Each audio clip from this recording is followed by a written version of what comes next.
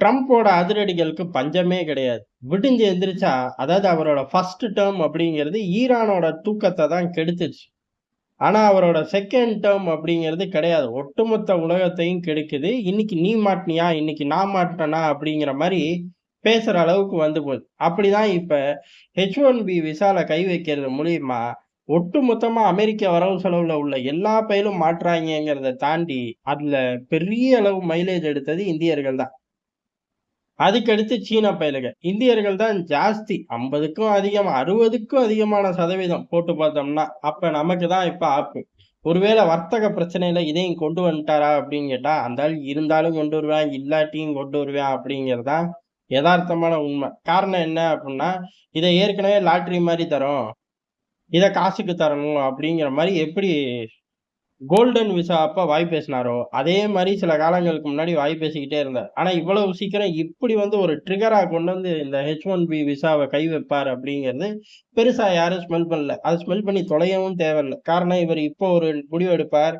அப்புறம் ஒரு முடிவு எடுப்பார். அப்படிதான் இந்த விசா சமாச்சாரங்கள்ல சுமார் $1,00,000 கட்டியே ஆகணும் அப்படிங்கிறதான். ஏற்கனவே $2,000 இருந்துச்சு. இப்போ $1,00,000 கட்டணும்.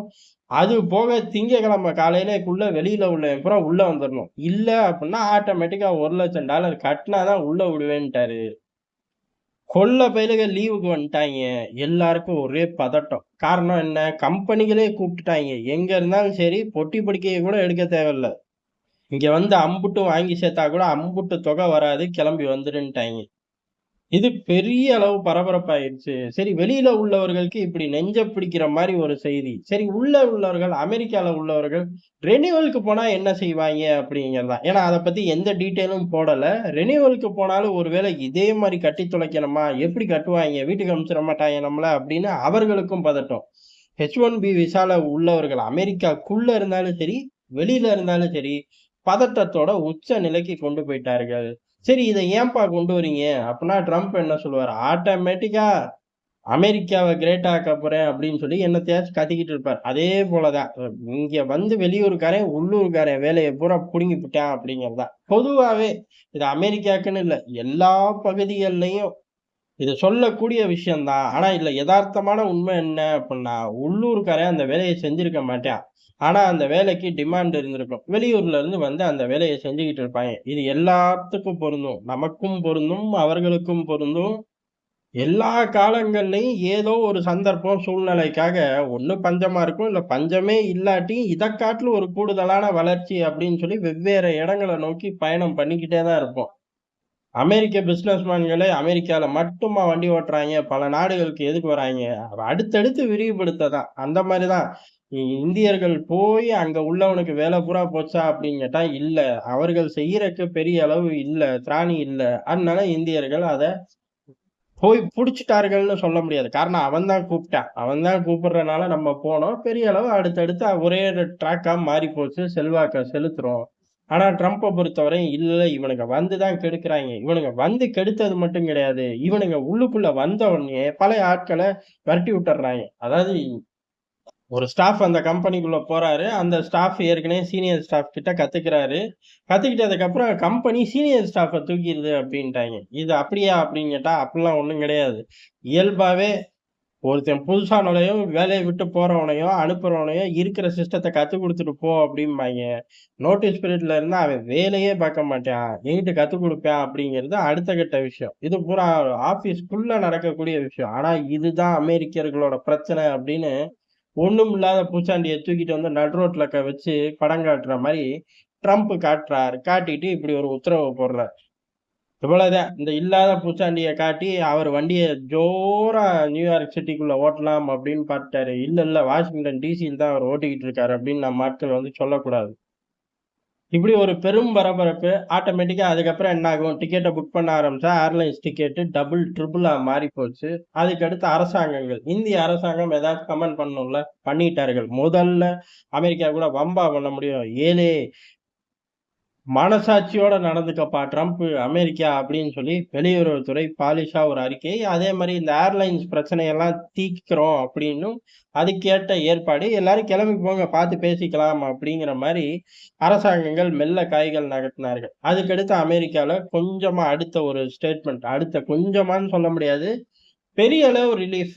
என்ன அப்டின்னா, "ஏலே திங்கட்கிழமை அறக்க பறக்கலாம் ஒரு பையிலும் ஓடி வர வேணாம். ஏற்கனவே H1B விசா இருக்கா? உனக்கு எந்த பிரச்சனையும் இல்ல. நீ திங்கட்கிழமையும் வா, செவ்வாய்க்கிழமையும் வா. உன்னோட டூர் பிளான் எதுவோ அதுபடியே வந்து தொலைச்சுக்க" அப்படின்னு சொல்லி வெள்ளை மாளிகை அறிவிச்சிருச்சு.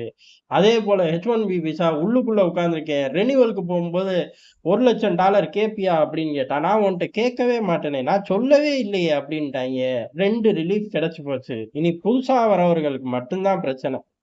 இத குறி வச்சு உலகத்துல பல நபர்கள் ராத்திரி பகலா வேலை பார்த்துக்கிட்டு இருந்திருப்பார்கள். அந்த நபர் மட்டும் தான் இப்ப டென்ஷனோட உச்சத்துல இருப்பார்கள். காரணம் இந்த பிரச்சனை எப்ப தீரும் அப்படின்னு. எப்படி இந்த 2 பிரச்சனை இந்த ரெனிவல் ஆகட்டும், இப்ப திங்கட்கிழமை வந்து நீ நின்னே ஆகணும் அப்படிங்கிறதாகட்டும், இது பூரா டக்குன்னு நொடி பொழுதுல போச்சோ, அதே மாரி இதுவும் நொடி பொழுதுல போகாது. போற மாரி தெரியல.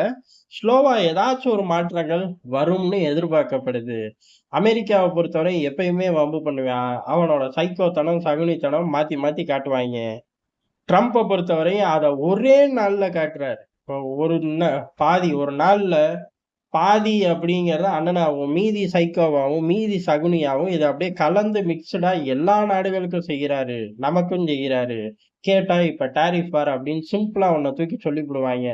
டாரிஃப் வாரே இல்ல அப்படின்னு வச்சுக்கிட்டோம்னா, வேற ஏதாச்சும் ஒண்ணு சொல்லுவாய்ங்க. உங்க ஊர்ல அதுக்கு சுதந்திரம் இல்ல, இதுக்கு சுதந்திரம் இல்லம்பாய்ங்க. இல்ல அதுவும் இல்லடா அப்படின்னு எல்லாரும் ஒண்ணு கூடி இங்க இருந்து சத்தியம் பண்ணிட்டோம் அப்புட்ன்னா, நீ பஜ்ஜி சாப்பிடுற அந்த பஜ்ஜி கடைக்காரன் ஒரே எண்ணெயில 4 நாளா பொரிச்சுக்கிட்டு இருக்கான் அப்படின்ருவாய்ங்க. உனக்கு ஏதோ குத்தம் சொல்லணும். அதுக்காக வந்து நொலநாட்டியம் பேசுற அப்படிங்கிற மாரி தான் இருக்கும். H1B விசா பிரச்சனை தீருமா அப்படின்னு கேட்டா, தீர்ந்து தான் ஆகணும். ஏன்னா கம்பெனிக்காரன் ட்ரம்புக்கு ஏகப்பட்ட ஃபண்டிங் குடுப்பான். அவன் பூரா போய் நிப்பான். ஏலே நீ வருமானத்த கூட்டுறேன் அப்படின்னு சொல்லி வருமானத்த கெடுத்து புடுவியாட்டுக்கு. இப்ப நம்ம ஆட்கள வச்சு எப்புட்றா வேலை பார்ப்பேன் அப்படின்னு ஏதோ ஒரு சலசலப்பு வரும். அவர்களுக்குள்ள பேசிக்குவார்கள். இப்பதான் ஒவ்வொருத்தனும் உன் முன்னாடி உட்கார்ந்து சத்தியம் பண்ணோம். இம்புட்டு டாலர் கொட்டுறோம், அம்புட்டு டாலர் கொட்டுறோம்னு எப்படி கொட்டுவோம்? கல்லாப்பெட்டிக்கு வந்தா தானே அப்படின்னு சொல்லி 1000 விஷயங்கள் உள்ளுக்குள்ள நடக்கும். அதுல ஏதாச்சும் மாற்றங்கள் வரும். மெல்ல வரும்ங்கிறது எதிர்பார்ப்பு.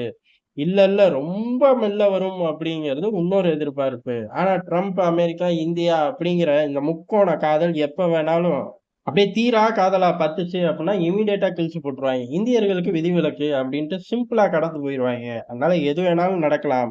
யுத்த காலத்த விட அண்ணன் ட்ரம்ப் பண்ற வம்பு அப்படிங்கிறது நிமிடத்துக்கு நிமிடம் மாற்றத்துக்கு ஏற்படக்கூடியது அப்படிங்கிறது தான் எதார்த்தமான உண்மை.